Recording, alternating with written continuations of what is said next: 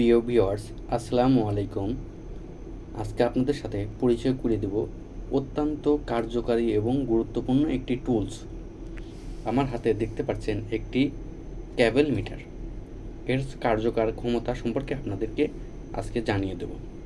এটি সাধারণত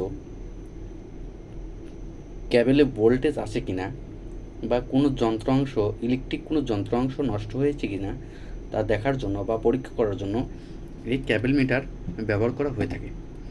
এটি শুধু ইলেকট্রিক কাজেই নয়, আইটির কাজে বিশেষ করে ব্যবহার করা হয়, যেমন টেলিফোন, ওয়্যারলেস প্রভৃতি কাজে এর অনেক ব্যবহার রয়েছে।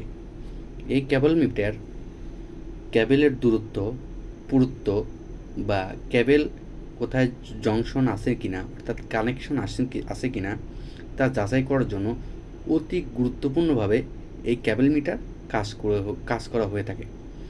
এটিতে অনেক কিছুই লেখা থাকে, ভোল্টেজ, অ্যাম্পিয়ার আরও ইত্যাদি।